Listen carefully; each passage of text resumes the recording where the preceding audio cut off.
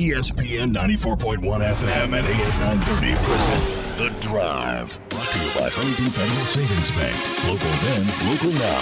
Member FDIC.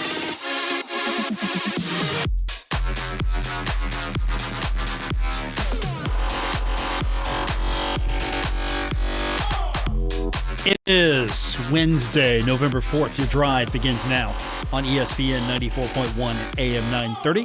I'm your host, Paul Swann. You can join the program by calling the Miller Lite phone lines at 877-420-TALK. That's 877-420-8255. Miller Lite, hold true, great taste. We've got only 96 calories in the Miller Lite. That's why it's the original light beer. Coming up on the program, Tony Kemper is going to join me here in a little bit. We're going to talk about the Marshall women's basketball team. More importantly, we're going to talk about what came out today, and Savannah Wheeler named to the preseason All-Conference USA team. So that comes out today, so a good reason to have Coach Kemper on to talk a little bit about the schedule, talk about the women's basketball team, and, of course, more importantly, talk about Savannah Wheeler. So that's what's coming up today. Also, we have time. We're going to try to get into a couple of player interviews. We've got Jalen McLean-Sapp to get to, and we've got Sheldon Evans. We're going to try to get to those. Also, as I mentioned, your phone call, so looking forward to that. We got a lot to get into today, and we'll start with football because Conference USA came out with the, as they call, the rescheduling of 7 football games that were postponed earlier this season due to COVID-19 related issues. All 7 games are going to be played during the first 2 weeks of December. So FIU at Charlotte on Saturday, December 5th. Southern Miss at UTEP. Rice at Marshall. No time yet on that one as far as I understand. Then on Thursday, December 10th, it's going to be Florida Atlantic at Southern Miss. Friday, December 11th, Thundering Herd playing a Friday game at FIU. And then on Saturday, December 12th, it's going to be UAB at Rice and then North Texas at UTEP. Then you've got the championship game, and that's going to be on Friday, December 18th. I've already got the Herd pinned in. No pencil, pen. So hopefully they don't let me down there. But I've got them pinned in for that championship game. And the way things are going, I've got them playing host in that championship game. 7 o'clock will be kick. I'm telling you right now, it's just going to happen. Write it down. I said so. Write it down. December 18th. If I'm wrong, I'm wrong. But I'm writing it down right now. Herd playing in the championship game at Jones C. Edwards Stadium on Friday, December 18th. I probably just jinxed it. I probably just jinxed the whole thing. So if it doesn't come to pass, yeah, it's on me. FIU, though, I don't know. I don't know what's going to happen with FIU because UTEP's got a game with FIU that was set for Saturday in the Sun Bowl. That's canceled because FIU officials announced, and they did this yesterday, so we didn't have a chance to talk about it. Third straight game that has been postponed or canceled due to COVID-19. And in the press release, FIU said, in an abundance of caution due to the number of healthy scholarship football student athletes available for the game and to assure a sufficient number moving forward, we regret to announce that we will not be playing the football game this weekend. So it doesn't sound like this is going to be made up. And this came out yesterday. Of course, again, you've got the schedule that comes out here today. Southern Miss at UTEP on the 5th and North Texas at UTEP on the 12th. So I don't see any avenue to make this one up. But UTEP's missed 3 home games now, canceled or postponed due to COVID-19. That's the challenge here in this new dynamic that we're all working with here. Fortunately for Marshall, the games for the most part can be made up, the conference games. And we've talked about this before. You got to make those conference games up. I know a lot of Herd fans wanted that ECU game. A lot of Herd fans wanted that, and I get it. I completely understand. But at the same time, got to get those conference games in. And so you've got the game on Saturday, and then you got the follow-up game on Friday, and then more than likely, if all goes well, you're playing in the Conference USA Championship game. And if you can stay perfect, you're going to play host to that game, and that's what the Thundering Herd is looking to do here. So that's what the football schedule looks like. But again, FIU, will FIU make it? Will FIU, we're talking a month here away, but will FIU make it? Will any of these teams make it? Luckily for the Herd, Thundering Herd's been very fortunate on how the team, how the university, how the athletic department has been handling this situation. And so we're going to get these made-up games, or these make-up games. We're going to get them made up. Hopefully, nothing else drops off the schedule. Because, again, we're flying by the seat of our pants here with these schedules and these make-up games. Now, you probably have seen social media, and hopefully we're going to get an official release soon, but the conference side of basketball, the schedule is going to be a little bit different.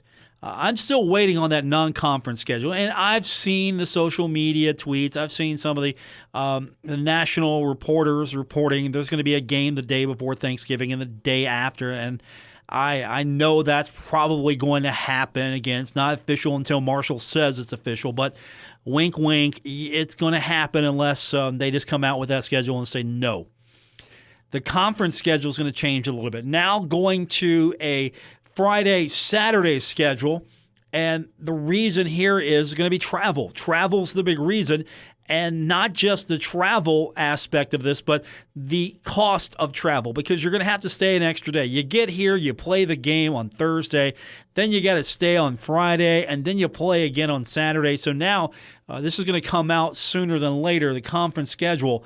It's going to change a little bit, and if I've done my math correctly, and I reserve the right to be wrong, I reserve that right a lot because this thing is so fluid right now. But Marshall set to play Louisiana Tech December 31st and on January 2nd. So you go with this new format. It's going to be New Year's Day, January 1st, Herd basketball in conference, and then January 2nd. Same thing with the home slate, the first one. It'll be January 8th and 9th instead of that 7th and 9th split with Charlotte, and you can go down the list. Now, I don't anticipate Western Kentucky to change. That's the home and away. I don't see that changing. But we'll get this hopefully official sooner than later, and when it does come out, we can match up dates. But as far as the non-conference stuff is concerned, I know the Thundering Herd basketball team's on pause right now.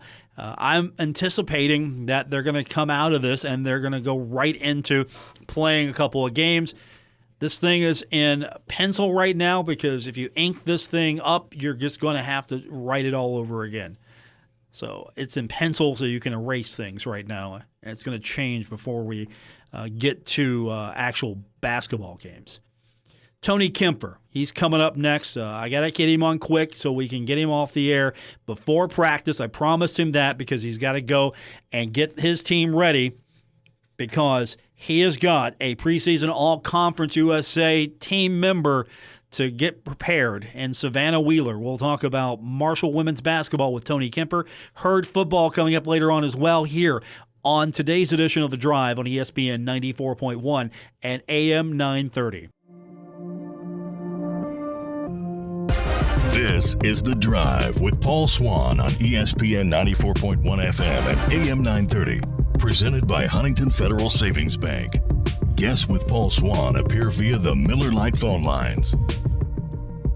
Conference USA announcing the preseason All-Conference USA team today, and Savannah Wheeler makes the list. So a perfect reason to welcome back to the program the head coach of the Marshall women's basketball team, Tony Kemper. And Savannah, of course, deserving of that honor, and I'm sure you're expecting a lot out of her. She's just got to be excited to be this close to playing basketball again, because when you get these things come out, that means you're getting close to play some games.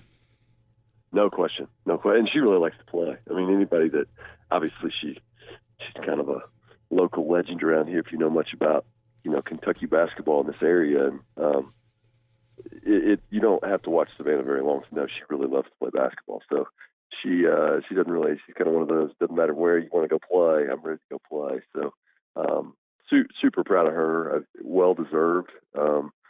She gave a lot of people fits last year, and a lot of that goes to her energy level and how hard she practices and how much she works on her game outside of our practices. And she's an electric little player, and we're dang happy that she's wearing green. And, I think at the same time, I think she wants to take a step forward. I want her to take a step forward, and she's working hard in this as well as we can in this scenario and situation that we're in to try to make her a better player. She started off with a bang, didn't she? Great start to her career. I mean, she really set the bar high for herself already. Yeah, she did. I mean, it kind of goes back to the first game here. She made huge three in the last minute of the game against Norfolk State to kind of ice it for us, and that was, that's the first time she had a Marshall jersey on. So she kind of started with the bang, and then, I think any young player, when they get to this level, I think the toughest thing is the consistency of, the quality of opponents that you play, and I think that's the biggest thing for her is, trying to level off the ups and downs when you get into conference play, and eventually everybody begins to know what you do well, and they try to take that away. They can send multiple athletic defenders at her all game and hang on her, beat her up, different things like that. And, I thought she withstood that last year, but that's probably, to not necessarily hold serve, but go ahead and continue to win those matchups throughout the game and throughout, Thursday, I guess it's Friday, Saturday, it looks like now, throughout the year. I mean, I think that's the next step for her is, going from in the number, in the mix for one of the better players in the league to absolutely she's one of the best, 3, 4, 5 players in the league. We'll talk about that conference schedule in a second, but with her progress, has it been hampered any with the way the season ended and how everything's progressed to this point, or has she been working out individually and really hasn't lost a step? I mean, what's her progress look like? Yeah, I mean, she's like everybody we've got. I mean, she's gonna. I think generally we're all, it's a little start, stop, and you can't. It's harder to be in the gym away from practices and things like that. That's just the way 2020 is. So, I don't look at her and think she's behind in any fashion. But this year has been difficult to do those kind of things. We really, and I've talked about this before. That's probably the biggest thing for me in this year is we very much come here kind of individually. We practice as a group, and then we leave and we go be individuals again. So, just living in the gym up here, living in the Henderson Center has been difficult this year. But she's ready to go. She's a great athlete. So it doesn't take her very long to be in shape, and she doesn't have to work super hard to have that shot go in and different things like that. But that's, I guess, the struggle of the COVID season that she's going through in terms of rhythm with shooting and different things like that. That's the same across the board for our team, men's team, and the teams down the road, quite frankly. Okay, now that she's not a freshman anymore, now she's a sophomore. She's moving up. Can we officially just call her four-wheeler now? I mean, can we do it? I mean, the you've got it right there on her jersey, four-wheeler. Can we just do that? Well, I think that when she first heard that, she didn't like it, and it's a term of endearment when I say, I ask her all the time, "What's a four-wheeler?" And I'm sure glad that that's our ATV and not somebody else. I'll tell you that. So I'd love to see that, four-wheeler out there running around. So there you go. We could call her ATV. I mean, I don't know if she'd like that any better. I think four-wheeler's fine. I'm just saying I'm glad that we've got some off-road vehicles in here. No, I'm with you, but I like ATV. I like that. I mean, because, four-wheeler's so easy. I mean, that's just, it's set up so easy. I mean, this might have a little creativity to it. There you go. Well, four-wheeler is set up easy. I think the Ohio Bobcat pet band is who discovered that, on our jersey. So we've got it's unique for us because we have our names underneath our numbers. So if it wasn't that way, it wouldn't have been quite as easy for them. And I'm not sure they would have figured it out, quite frankly. No, they're quite clever. I give them credit. They're a very clever group. Very clever. Tony Kemper's with me. Coming out today, Savannah Wheeler named to the preseason All-Conference USA team.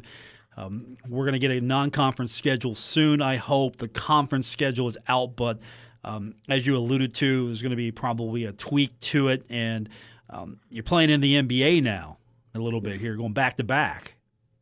Yeah, I mean, I think And this is how things change. I think the last time we talked, I think we were simply talking about, the change to just playing back-to-back Thursday, Saturday swings at the same school. And now we're talking, I don't know that it's official yet, but there's definitely a lot of momentum for Friday, Saturdays in basketball. And so, I think it comes down to the last thing I said the last time I was in here, which is, we're trying to play games, and we're trying to look at the rules that we have to do in terms of testing and making sure we're safe to do it. And I guess if this is the way they've come up with that helps us with that, then I'm all for it. And I think that's been something that's been good about coaches probably across the country. Honestly, I think we're very much on the same page in terms of what the goal is, which is let's try to get as good a season as we can for our student athletes and give them as good of experience as we can get in. So it'll be weird. It'll be odd. But that's the way this year is. So we got to buckle up and figure out how to get it done. These student athletes are used to playing back-to-back games. They do it in the tournament. They will have that. They will encounter that. But on a weekly basis, playing a back-to-back game and then getting back home, or if you're home, it's all good. Any concern there, or they can handle it, right? I mean, they're young. They're used to it. I mean, they're gonna play back-to-back games, depending on when these games are going to be played. Any concern there on your part, or was that considered? I don't think. I think that. I think it's safe and stuff like that. I mean, you're right. They play back-to-back in the AAU. Which obviously the level of athleticism, that kind of stuff is different. But they are used to playing multiple games, kind of smashed together. For our upperclassmen, it hasn't happened that much. Tournaments and things like that, which, the postseason tournament every year is that way. And then, we may go to one in-season tournaments that's that way. But I think they'll adapt quickly to it. You just won't have, I think shoot-arounds will be different. You probably won't have a lot of shoot-arounds. You'll probably have to reload the same type of game plan many, many times. You'll just have to do it better. So I think they'll adjust. And I think they've done a great job of adjusting to all the different things we're asking them to do right now. So this is just another one on top. And I think if they're getting to play what I've seen in our gym, they're going to be excited to find a way to do it no matter what. Is the challenge then more on you, trying to make sure that whatever worked the first night's going to work again, or you're going to have to completely change that? How do you approach it as a tactician and as a coach? Yeah, I think that's a great question. I think that obviously when you have to be pretty wiggly in basketball, in any sport, you've got to be, you've got a plan, and sometimes the first time you get hit in the mouth, your plan kind of goes away pretty quick, and you've got to come up with another one. But we spend a lot of time to try to decide what we think is the best way to do it. And so I think that's, I certainly hope that our Friday plan works really well. We can just run it right back and do it again on Saturday. But I do think that's an interesting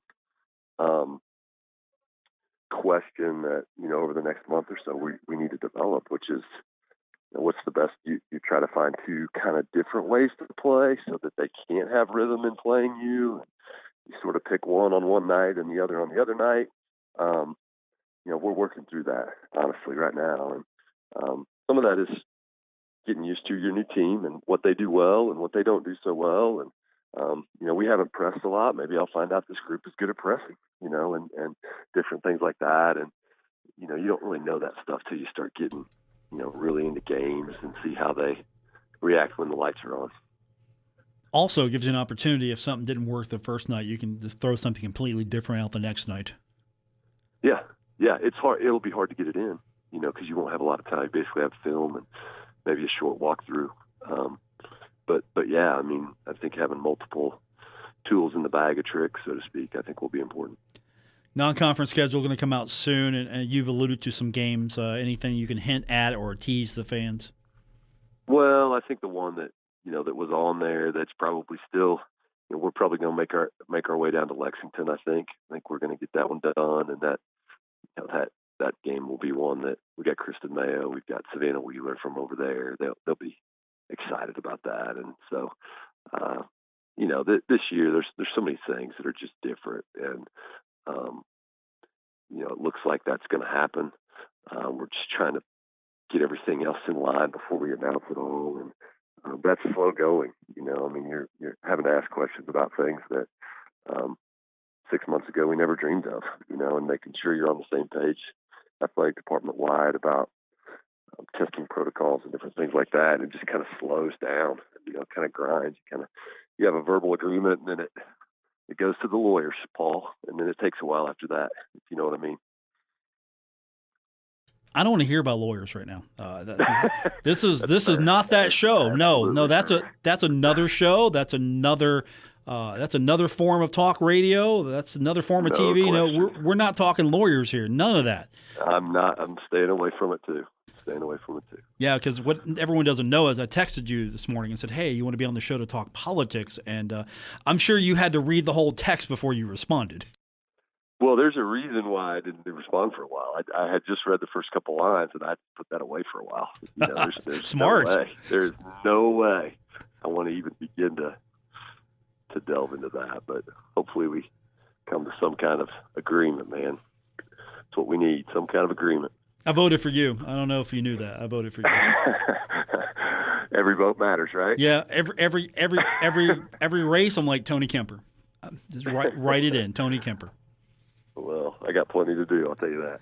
Tony Kemper joins us. You got to do practice here in a few minutes. This is going to be rare for us. Yeah, we usually go 20, 30 minutes on the show. We can't do that today. You got to actually go out there, and I don't want to be the reason why something to get installed today.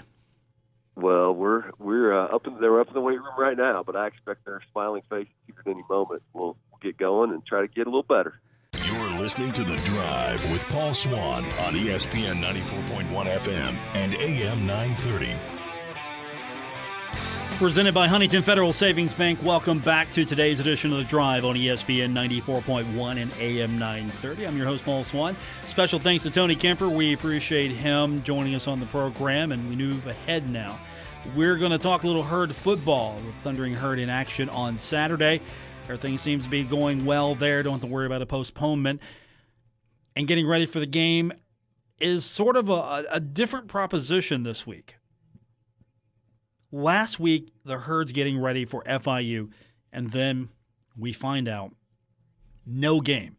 So you got to store all of that, put it aside, keep those notes, put it aside, and you got to start getting ready for UMass. And that's kind of where we start, talking to Jalen McLean-Sapp. Let's get his thoughts on, I guess the best way to describe it is just, hey, it's 2020.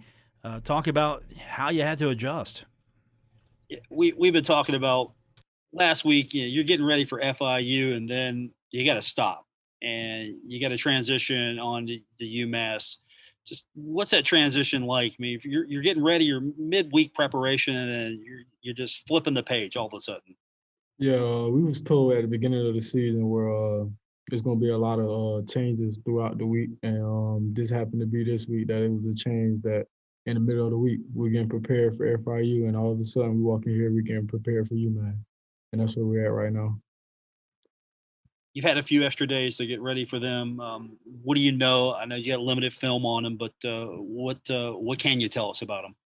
Well, as of right now, they've played one game against a Georgia Southern team who looked good on film, which they also look good on film. I feel like they got like a lot of size. And a lot of good players like on film, so can't wait to get out there coming up this Saturday. Is a lot of it on Saturday going to be, being able to adapt and adjust, knowing that they might throw some wrinkles in there and you really don't have much of a body of work to focus on? Well, being ranked this year, we already know any opponent that we play is going to try us in any type of way, shape, or form. So we just got to go back to playing our technique and good eyes, good feet, and just keep going as a team right now.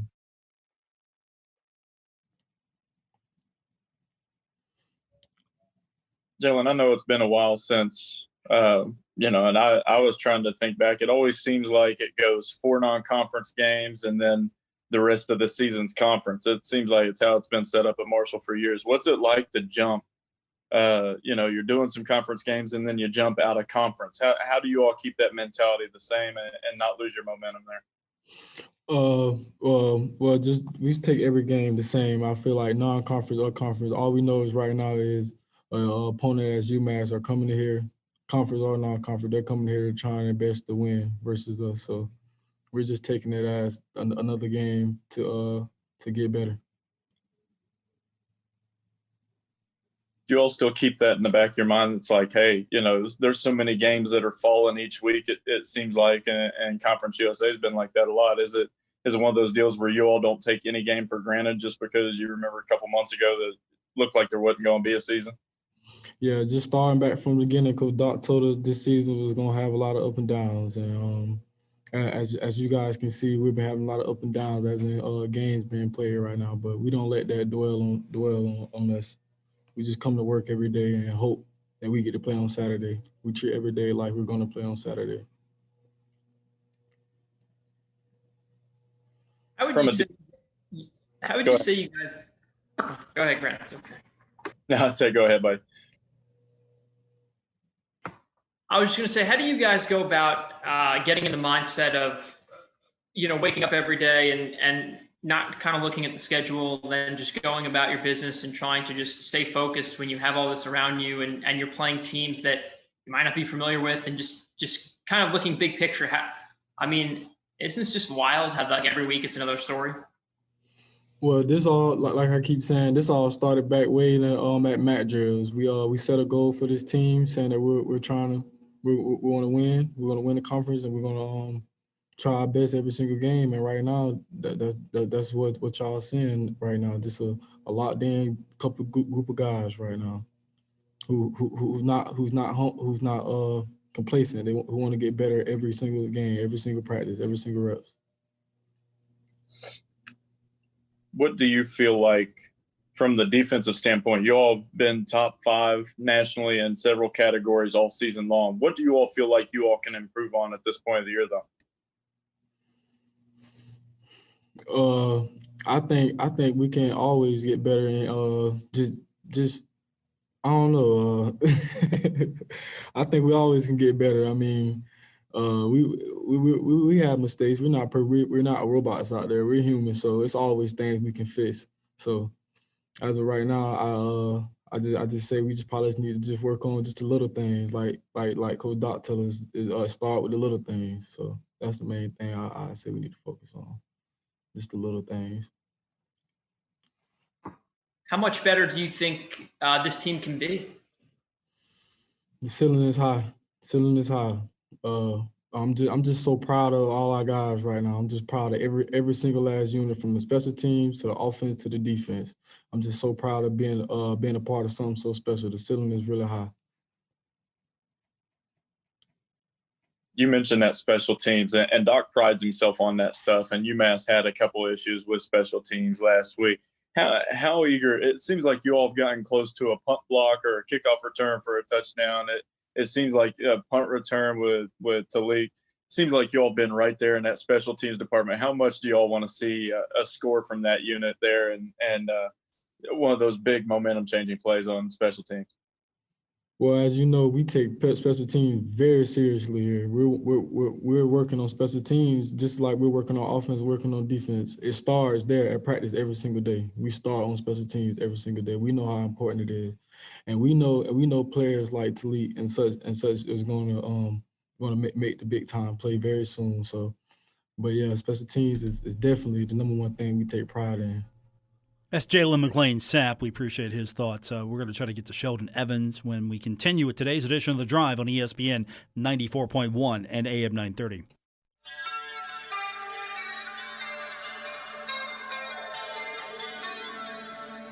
Now, back to The Drive with Paul Swann on ESPN 94.1 FM and AM 930. Presented by Huntington Federal Savings Bank, this is the Wednesday, November 4th edition, The Drive on ESPN 94.1 and AM 930. I'm your host, Paul Swann. Before we call tonight, I promised you we'd have Sheldon Evans, and we're going to do that Again, same question starting out, just kind of getting Sheldon's point of view as far as getting ready for FIU and then leading into this week's game. Here's Sheldon Evans from earlier this week. Sheldon, if you would, just talk a little bit. Last week we're all getting ready to talk about FIU, and then all of a sudden we're not talking about them, and you guys got a few extra days to get ready for UMass. What was that like for you, and what can you tell us about UMass now you've had some extra time, I guess? I mean, that's just how 2020 been all year. It's just change. You know what I mean? And that's what we have been, had to adapt to this whole season. So it really wasn't hard. You know what I mean? Got a little break, and then was able to pick back up and start practicing and get on UMass. So we really handled the situation well. You know what I mean? Like I said, everything's been getting canceled, or sudden change has been happening. So we just been adapting to it and just trying to move forward. What can you tell us about? I mean, I know you got one game on them, but what have you guys been focusing on, or what do you know about them from your limited study?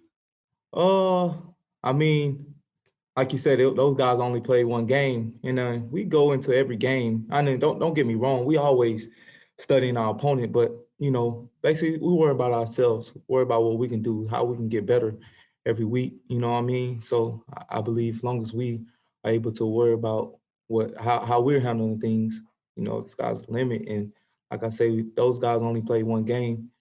Good, from what we've been looking at, good team. We just got to go out and handle business. And has that really been helpful? Maybe more so the fact that as a team you've had to go out there, adjust. Probably be a little bit more adaptive. On the fly. Has that really helped strengthen this team? Yeah, I believe so. It's just like playing that first game of the season. You're not knowing what you're gonna get out of both teams. You just gotta adapt. Going forward within the game, and that's just how it's been with with this season. Just having to adapt to different things. So just see how it all plays out. Sheldon, for you all, I know that UMass has that one game on film, but they went against a team that might have one of the most unique offenses to have to defend in the NCAA with Georgia Southern, how they do that gun pass option, that sort of a pistol hybrid type look. Is there anything that you all can really take from that film? And is it almost like, you're going against a team that you can't see on defense just because the way that they had to defend UMass had to defend Georgia Southern? Yeah, I mean, like I say, not really. Just we know what we can do. You know what I mean? We know what we do best. So we're just gonna come out with that, and you just make them adjust. You know what I mean? So it's just do what we do best, and then from there on out, it's just everything else gonna handle itself. Being one of the leaders of the team too, you all are going from conference play, you're fixated on a CUSA title, and now you jump out of conference against an opponent that, on paper it looks like, a team that you all should beat. How mentally do you all go about this week, making sure you stay right and don't have any slip ups, amongst yourselves to really lead back into conference play next week? Yeah, like I always tell the guys when I'm able, to talk to them, I just tell them, the mindset doesn't change. Whoever steps in front of us, they're in the way of our goal that we set forward coming back. So, as long as we keep that mentality, every game is just going to be like, just that game, that championship game, that championship mindset. That's just how we go forward with every game. So as long as we keep that mindset, sky's the limit. Coach told us yesterday that he often tells you guys that there's weeks in college football, practically every week, where someone gets beat that shouldn't. How often do you hear that phrase around the building? Yeah, Doc says that he says that a lot, and I mean he is right. It's a lot of people that's ranked or supposed to be the best team is just they just come in and get beat. What probably wasn't well prepared, or what I'm saying, just not having that mindset, and just we just can't forget that, not having that just can't forget that what our goal is. You know what I mean? Keep the foot on the gas and just keep moving forward and getting better every week. So. How do you go about avoiding what some might call a trap game? You guys heavy favorites here. They've only played one game. You're undefeated. How do you kind of avoid that from happening? I really won't call it a trap game. Just like I said before, as long as we come out and handle business like we have been, I don't feel like it's a trap game. We just got to come out and just play our brand of Marshall football. Starting fast has been something that you all have done really well. It seems like all season long. How important is it? Just like you said, you did have the week off last week, and it seems like y'all are getting bye weeks every couple of weeks sometimes. But how do you come out fast, and how do you keep that energy up on Saturday? Just coming off of. We know what we practice on, and like I said, we know what brand of football we play. So as long as we stick to that, man, we just keep that fast pace always going. You see a team that gave up 300 yards on the ground their last time out. Georgia Southern hit them pretty good, gashed them pretty well throughout that game.